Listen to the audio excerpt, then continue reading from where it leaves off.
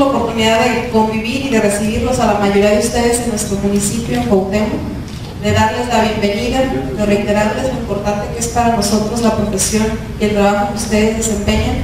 Y el día de hoy simplemente quiero reiterarles y agradecerles por estar estos días en nuestro estado, en este pequeño rinconcito de México que es hermoso, que se den la oportunidad de conocerlo y sobre todo todos los conocimientos y todo lo que nos están enriqueciendo con esta visita. Para mí ha sido estupendo poderlos conocer, poder convivir con todos ustedes, darles la bienvenida. Maestro, ahorita tengo el privilegio de tenerlo ayer en Cuauhtémoc, tenerlo aquí en Colima y que hayamos podido compartir diferentes puntos de vista respecto a temas que se han suscitado aquí en nuestro estado.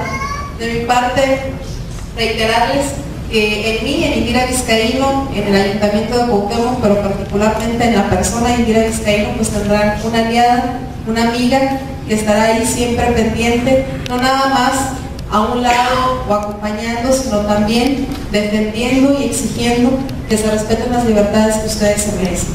Porque así tiene que ser. Yo creo que ya aquí mi presidente, porque soy integrante de la CONCAM, lo ha dicho muy bien.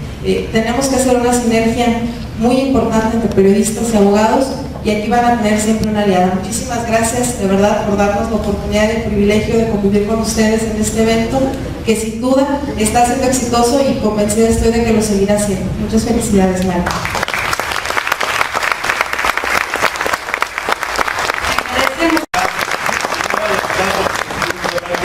Porque me han quitado mucho tiempo de los ejercicios anteriores. Quiero decirles además que si me levanto, me acuerdo de la película El Padrino número 3, en un teatro parecido a este, entonces he estado viendo Semana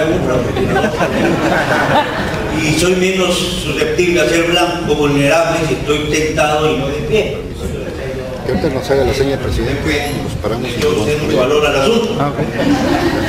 Y además la presencia de la alcaldesa de Cuauhtémoc nos permite a los periodistas solicitar y pedirle, ya que ella dijo que estaba a nuestra disposición, etcétera, que nos haga favor de utilizar parte del presupuesto municipal, porque sé que el gobierno del estado no le da nada, que nos haga favor de hacer un búnker en Cuauhtémoc para proteger a todos los periodistas que seamos perseguidos.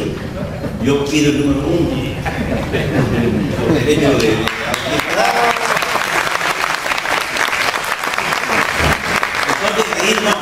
vamos a encontrar una situación diferente que obviamente nos va a beneficiar a todos los periodistas. Y es bueno que esté aquí a mi lado, a la derecha, el comisionado de Derechos Humanos, para ver si empiezan a funcionar las comisiones.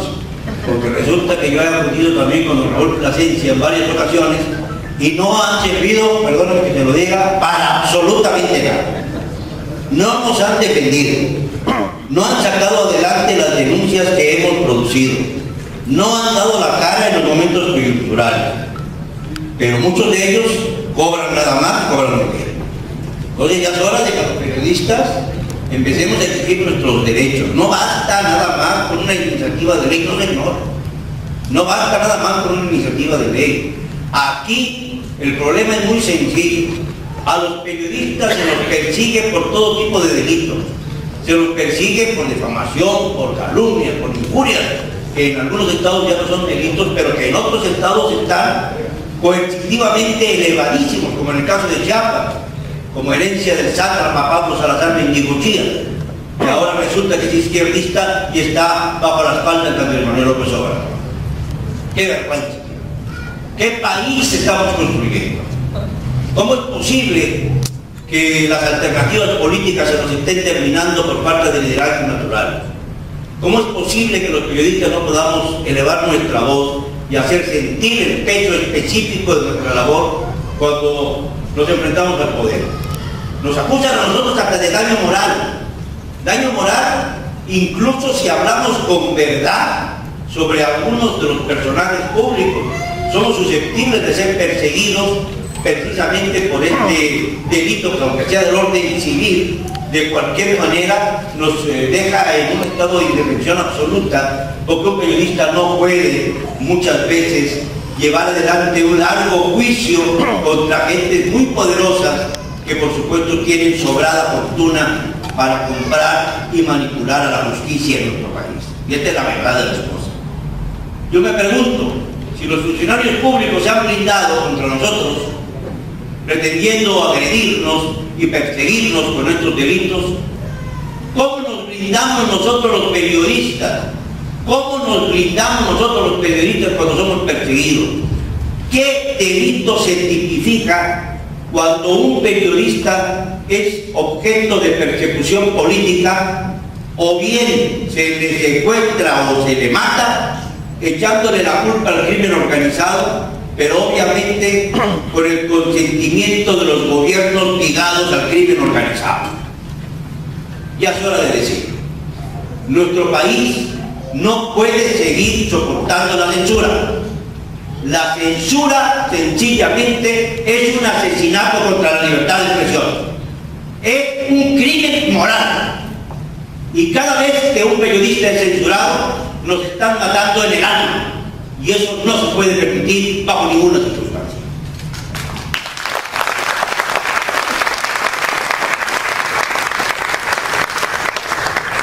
México es una gran nación.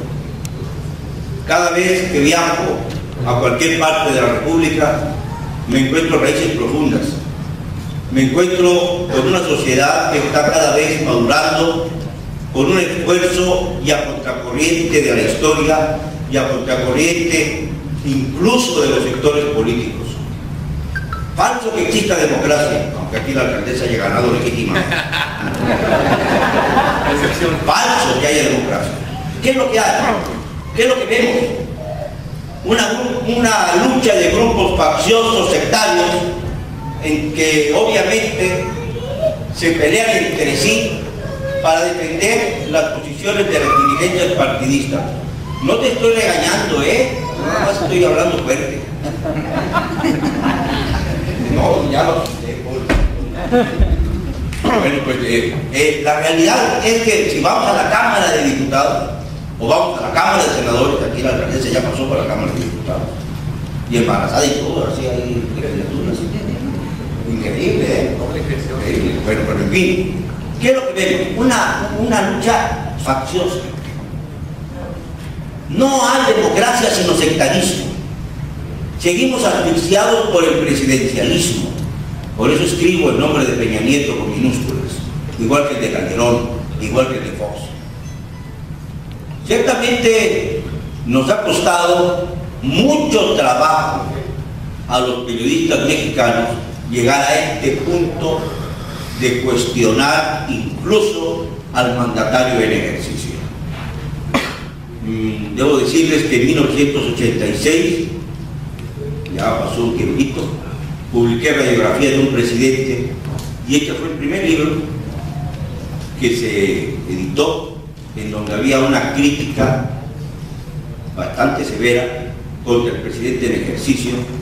Lamentablemente un colimense cuyo gusto está en la plaza principal y al que pretendo derribar el día de hoy como cayó el estatua de Saddam Hussein. A mí me toca esta noche derribar el gusto de Miguel de la Madrid, porque me opongo a que uno de los presidentes más nefastos de este país, represor y el autor de que el boom del narcotráfico se diera en su momento, apañado por un sinvergüenza que me da la pena mencionar, que se llama Manuel Bartlett, en minúscula, que ahora defiende las posiciones de la izquierda cuando fue el primer represor de la izquierda en este país. ¿Cómo es posible que se olvide la sociedad colimense de lo que significó Miguel de la Madrid en la historia de nuestro país?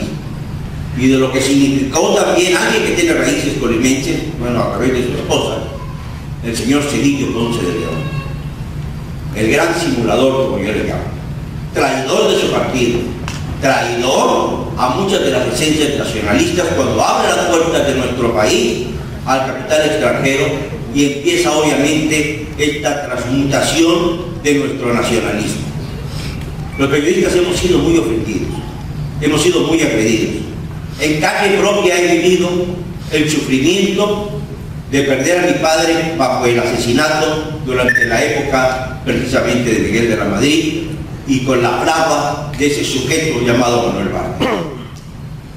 Por eso es que hablo como hablo, porque creo que tengo no solamente el derecho, sino ese escudo espiritual que me permite enfrentar a los grandes actores del poder con energía.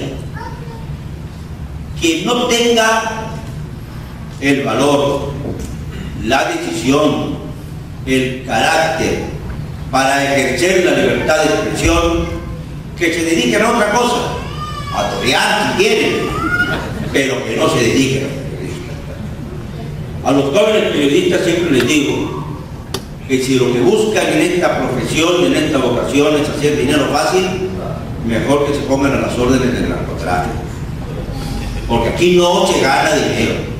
No somos periodistas para encontrar una carrera llena de generosidades monetarias. El periodismo implica un enorme sacrificio de carácter pecuniario, pero al mismo tiempo otorga satisfacciones de conciencia que hondamente justifican lo que hacemos. Cuando sabemos que servimos a una sociedad y que nuestra obra fundamentalmente llega a donde tiene que llegar y sacude conciencias, en ese momento estamos cumpliendo con nuestro deber. Estamos haciendo camino al andar, como diría el poeta. Pero más que eso, más que todo eso, está la esencia misma de nuestra profesión, que es la de hablar claro y fuerte, la de no acomodarnos a los intereses mercenarios. ¿Cuántos de nosotros hemos callado a veces por no alterar nuestra relación con determinado personaje? ¿Cuántos de nosotros hemos preferido hacer de puente entre el gobierno y la opinión pública a través de los boletines para no enfrentar la furia de los gobernantes? No es casualidad que está aquí la alcaldesa de Cuauhtémoc, que es algo que a mí me enorgullece personalmente, porque yo insistí mucho en que viniera, y además, como comenzó la ceremonia muy tarde, ella ha tenido la generosidad de permanecer aquí. No es casualidad, porque me identifiqué muchísimo con lo que pasa en Cuauhtémoc. Desde esta tribuna, si es que vale algo mis palabras, le digo al gobernador Mario Anguiano que no se puede, bajo ningún concepto, segregar a un municipio porque no se identifique políticamente con quien lo dirige. Esto es una realidad.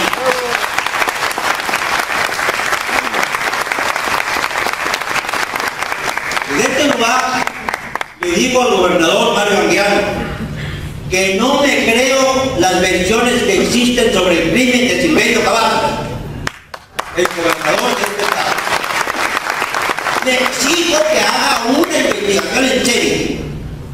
Le clamo de una vez por todas, desde Colima, desde el corazón de Colima, que cumpla con su deber, porque ya le falta muy poco tiempo para salir, y cuando se vaya va a afrontar las consecuencias, como las tuvo que afrontar Pablo Salazar en Andalucía, como las tuvo que afrontar otros muchos gobernadores que han ido poco a poco siendo exhibidos, como el caso de Tomás Cavazos, en el caso de Tamaulipas, o bien el gobernador, el exgobernador de Tabasco, el Andrés Granier, o bien el exgobernador de Coahuila, Jesús Reina. Nadie es infalible. Ahora mismo se está hablando del caso del Estado de México, como consecuencia obviamente de la retroalimentación del crimen, a causa de que no tenemos la seguridad, ninguno de nosotros, de quienes están detrás de esta oleada terrible de violencia.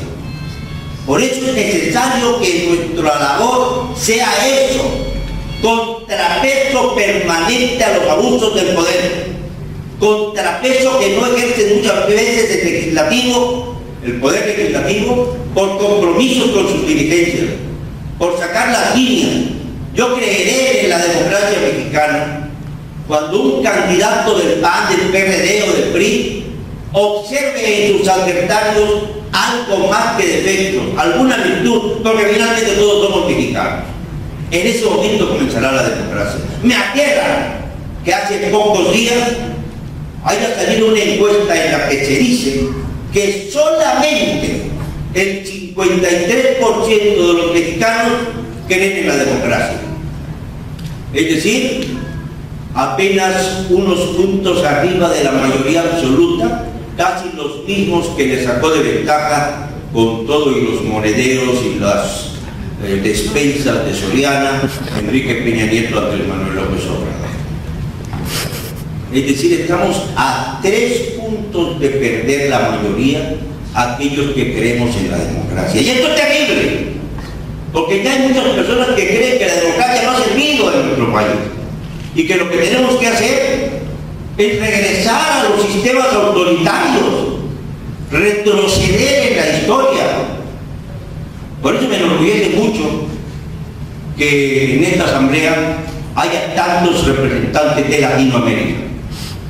Y voy a hacer una pausa, aunque parezca inconveniente, porque no hemos rendido suficiente homenaje a quien más lo merece, al más grande escritor de nuestra era, mexicano y colombiano y mexicano, Gabriel García Márquez. Yo les suplico que tengamos unos segundos de reflexión de pie como homenaje a esa enorme figura de nuestro mundo latinoamericano.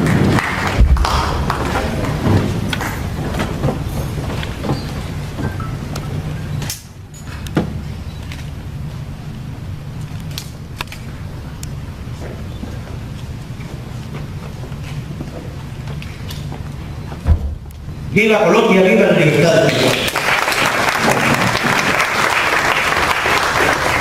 No hay mariposas amarillas en este teatro, como tampoco están los espíritus de Comala de Pedro Páramo. Pero hay mucha conciencia y mucha fibra. Hay el deseo de seguir adelante. Yo quiero hacer 2 propuestas, señor presidente. La primera propuesta es que cambie el nombre de la organización. Compañeros Nacionales de Periodistas y Editores, ¿no?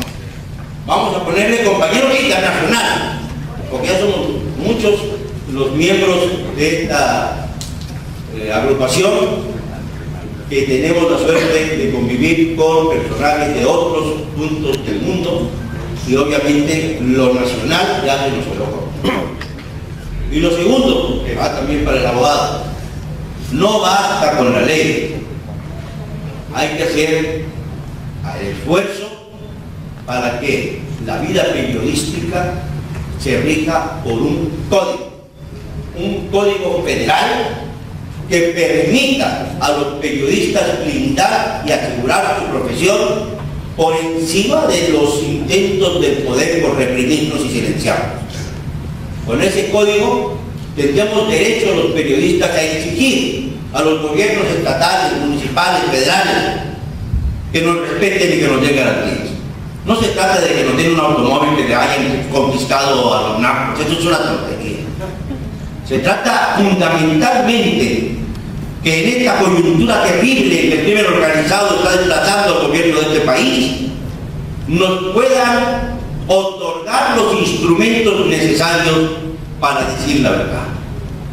¿Saben ustedes cuántos periódicos en nuestro país han claudicado bajo el acecho de las bandas criminales? Todos los periódicos de la frontera, parte de los de Michoacán, algunos de la zona del Golfo, han dejado de publicar información sobre el narcotráfico bajo la amenaza del crimen organizado. ¿Saben ustedes cuántos reporteros y periodistas están ahora fuera de sus lugares de orígenes, buscando refugio en otras partes? Cientos. Hace poco me encontré con una compañera de Durango, precisamente, que no puede estar en su estado, porque si está en su estado, la pueden matar. Y me decía, cuando fui a ver con mi hijita la película El Infierno, me dijo mi hija cuando salí del cine, caramba, pues yo no vi nada nuevo, es lo que vemos todos los días por acá.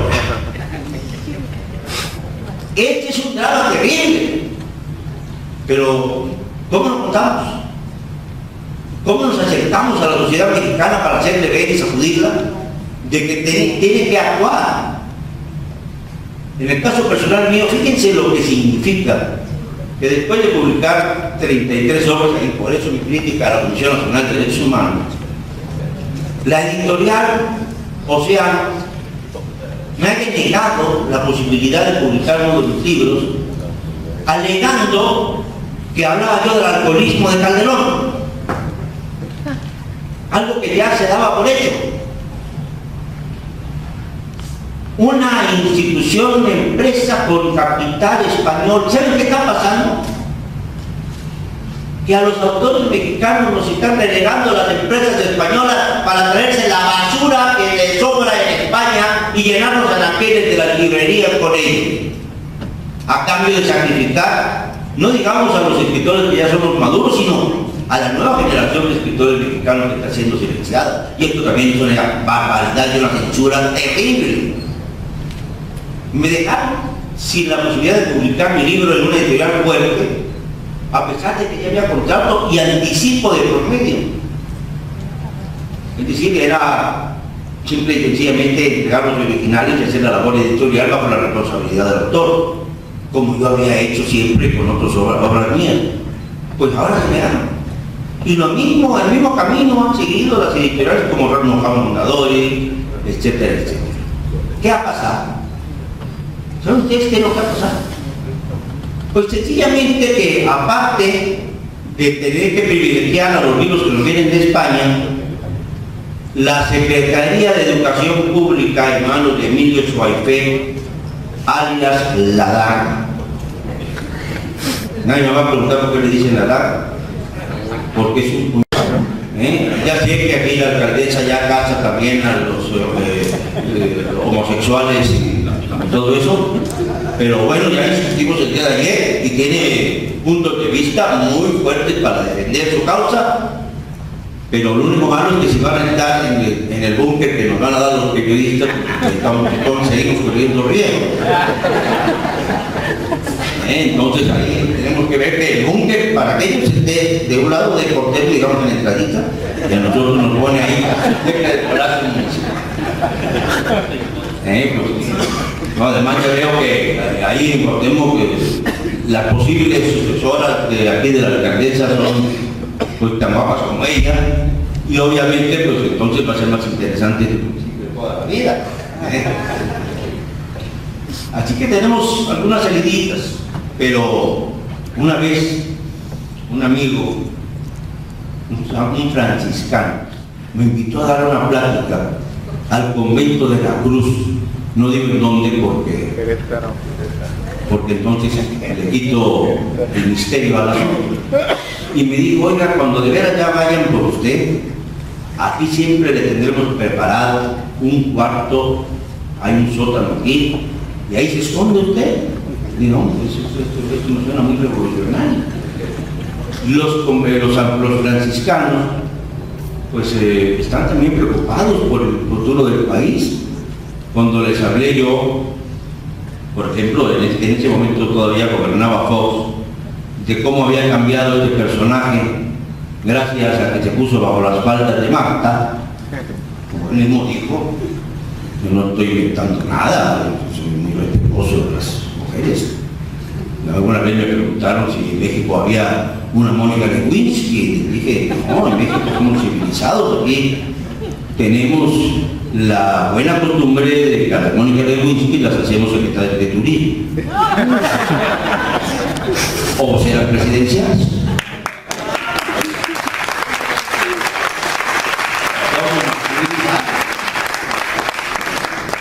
Entonces, en este caso, me preguntaban los franciscanos, bueno, ¿por qué permitió Fox, me preguntaron a mí, que cambiara tanto su espíritu a causa de su matrimonio con Marta? Para que vean ustedes que a veces es necesario, como periodistas, y este es uno de los derechos que debemos asumir en este presunto código que estoy proponiendo, necesitamos introducirnos a la vida privada de los funcionarios públicos cuando esta vida privada tiene repercusiones en la vida pública. ¿Por qué? Porque si vamos a elegir como presidente, como ya ocurrió, a un individuo que a los 5 años mata a su sirvienta y no es, por ejemplo, sometido a ningún tratamiento psiquiátrico, por lo menos la ciudadanía debe saber si debe o no votar por este personaje. O si vamos a elegir, entonces les voy a hacer una pregunta a ustedes que están también informados. Me imagino que todos van a contestar inmediatamente. Incluso aquí la alcaldesa, que seguramente ha tenido tratos con uno de los tres personajes. ¿En qué se parece el zángano rey Borbón de España con Carlos Salinas de Gortari y con Andrés Manuel López Obrador? Para mí es realmente lamentable ver que nadie se atreve a levantar la mano, porque eso significa que ninguno ha leído mis libros. Y eso me da mucho coraje. Allá afuera están vendiendo el mío para que se pongan a leer. Hay algún libro por allá que mencionó el otro día Proceso, una entrevista que le hizo a Héctor B. Reyes, y ponía en la historia secreta, y lo puso en la portada de la revista Proceso. Y esa historia secreta de Héctor B. Reyes yo la había publicado en 1999. Así que si lo que quieren es saber lo que va a decir Proceso dentro de 14 años, pueden comprar el peñadero con toda la confianza. Pero más allá de todos estos temas, y ya para finalizar, tenemos que hacer de nuestra profesión casi una religión. Casi, ¿perdón? ¿Qué se parece? Ah, bueno, pues en año me contestó y no se lo voy a decir. A ver, ¿qué le parece? No hay nadie que me lo diga, la alcaldesa. Ella fue diputada. No, pero en ese libro no está en el otro. No, a ver, no hay nada, ¿se parece? Obrador más No tiene, uno tiene bigotito y es pelón, el otro tiene mucho pelo, el otro tiene muchas soberbias. Me refiero al cazador de elefantes de Botswana, que es el rey de España. Se parece que los tres en su infancia mataron a Carlos Salinas, a una servidora doméstica de nombre Manuela, en 1955. El rey Juan Carlos de Borbón, a su hermano Alfonso, mayor que él, obviamente que estaba indicado para suceder al sátrapa Francisco Franco en el poder. Y Andrés Manuel, a su hermano menor, cuyo nombre lleva a su hijo, José Ramón, en un lamentable incidente en la colonia Atasca de Villahermosa. Tres figuras distintas en tiempo y espacio, pero que coinciden con esta situación nebulosa de su infancia y de su adolescencia. Es triste, muy triste para los periodistas observar que los liderazgos naturales han desaparecido en nuestro país. Por eso me entusiasma la presencia de la alcaldesa. Porque a su edad, haber sido ya diputada, ser madre y además alcaldesa de Cuauhtémoc, se las trae. ¿Sabe qué hizo esta mujer? Al llegar a la alcaldía, lo primero que hizo fue reducirse su sueldo a la mitad, lo cual significa que gana en este momento como 10 veces menos de lo que ganaba como diputada federal.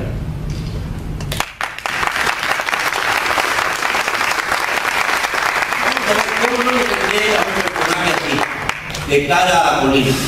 La defiendo con absoluta convicción de que estamos obviamente en la misma barca, en la barca de la intolerancia que no nos permite llegar a puerto. Hay que llegar a puerto. Tenemos que remar a contracorriente. Tenemos que vencer a todos aquellos que se han convertido en caciques en nuestras respectivas naciones. Pasar encima del cuarto rey de Angela Merkel. Explicarnos el por qué tantos líderes sudamericanos como Juan Manuel Santos de Colombia están enfermos, igual que la señora Kirchner, la señora Cristina Fernández, igual que el expresidente de Paraguay, igual que algunos de los mandatarios venezolanos, igual Enrique Peña Nieto y que Andrés Manuel López Obrador. Ya no podemos pensar que sea casualidad. Se piensa, por ejemplo, que en el caso de Fidel Castro, pues ya es la edad la que lo está venciendo. Pero qué curioso que se haya dado precisamente cuando comenzó la tendencia a que los mandatarios empezaran a enfermarse. Esto no es de todo normal.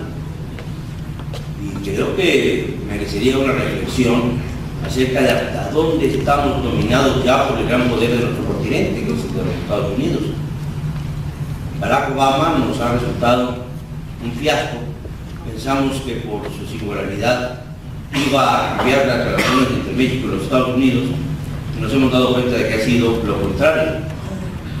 Vino en mayo del año pasado, después de que el presidente Peña Nieto, con un gran valor, había decidido, y esto se lo reconozco, no aceptar dentro de la Armada Mexicana a los marines mexicanos, a los marines, perdón, estadounidenses, a los que le había dado entrada el señor Calderón, al que siempre escribiré con minúsculas, minúsculas, minúsculas. Y luego en mayo, cuando regresa Barack Obama, apenas en marzo, perdón, en febrero, hace unos cuantos meses, a los 2 días de su presencia, cae el famoso Chapo Guzmán, o quien dice que es el Chapo Guzmán, como quien dice que es Mario Augusto, el asesino de Colosio. El asesino de Colosio sí me consta que es el que estuvo en Lomas Taurinas. Eso porque ya tuve la ocasión de entrevistarlo en el penal de Almoloya cuando estaba ahí. Todavía no me dejan entrar para ver al Chapo, por lo cual pues, me tiene inquieto. Me gusta mucho entrar a las cárceles pero salir de ellas. Esto es importante, ¿no? Siempre tener la puerta de salida, un puente. Bueno, pues hay muchos que están en la cárcel que tienen mucha información y que nos pueden proporcionar suficientes elementos para construir la historia del presidente mexicano. Y esa es la historia que tenemos que contar. Fíjense, yo durante muchos años fui amigo de Andrés Manuel López Obrador. Me invitaba a desayunar cuando era jefe de gobierno. La primera vez que fui, me sirvió un pollo esqueleto, maíz. Yo me enfermé del estómago, yo no entiendo cómo podía desayunar ese hombre con tanta porquería. Entonces, al siguiente desayuno, yo me adelanté a la hora y llevé pues mis tamalitos yucatecos, así como de contrabando. Entonces ya cuando llegó la hora del desayuno a él, que sirvieron su pollo bajado ese, y a mí me sirvieron mi tamalito. Yo vivía ahí como un recartujo, no salía del Palacio del Ayuntamiento. Y entonces me vio así de reojo y me dijo, oye, ¿eso qué es? Me extraña que el hombre que quiera ser presidente de la República, no sé para qué es lo que estoy comiendo, es un tamal. Tamal yucateco, no, los tamales no solamente se hacen ahí en las elecciones, también se hacen en caray, y no habrá uno para mí, por ser un día muy especial, te voy a permitir que comas uno de los tamalitos que traje. Ya desde entonces, a partir de ese momento, me volví durante un largo rato el tamalero de Andrés Manuel, porque cada vez que me invitaba a desayunar, me pedía que yo llevara tamales. Bueno, hipocresía. Y luego ya se molestó mucho porque pensó que yo lo andaba atacando, porque publiqué precisamente lo de su hermano en uno de mis libros, que se llama Destaps. Y luego tuvo la ocurrencia, mi hijo Carlos, de crecer, y se olvidó que pues había conocido a Carlos en mi casa siendo un adolescente, y con esta idea creyó que iba a ir a Televisa a que le hiciera a Carlos una entrevista cómoda y no se la hizo. Y entonces montó en cólera. Y entonces empezó a darle gritos en contra de él, en contra de todo el mundo, y demostró una intolerancia y una ferocidad que me hacen ver que ha perdido esa fuerza de liderazgo que México necesitaba. Sí, necesitamos opciones. Yo no veo opciones en este momento en ningún partido político de los que nos están representando, salvo si me hacen ciudadano honorario de Cuauhtémoc, claro. Si me hacen ese favor, entonces ya votaría yo con gusto por el partido de la alcaldesa. Pero mientras esto no ocurra, obviamente estamos ante un dilema. ¿A quién vamos a elegir si ninguno nos siente como propio? Si no sentimos a ningún partido representativo de lo que queremos los mexicanos. ¿Cómo es posible que haya pasado la reforma energética sin siquiera un consenso democrático? Si pedía la moción del ingeniero Cárdenas, que me parece la más razonable de todas las iniciativas que se presentaron, después de haber leído toda la del PAN, era esquizofrénica, y la del presidente Peña era absolutamente integrista. Ya está, se pusieron de acuerdo la derecha y la otra derecha y nos enviaron la reforma.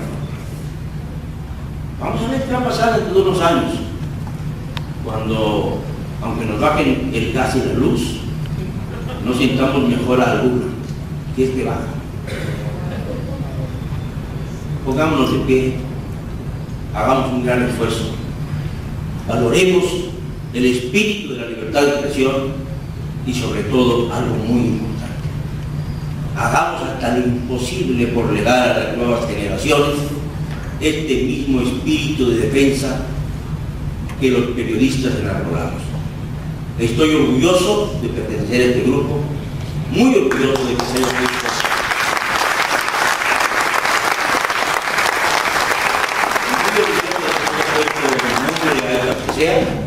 y sobre todo muy orgulloso de haber llegado hasta aquí sin que hayan podido acallarme tantos y tantos que lo hubieran deseado. Muchas gracias.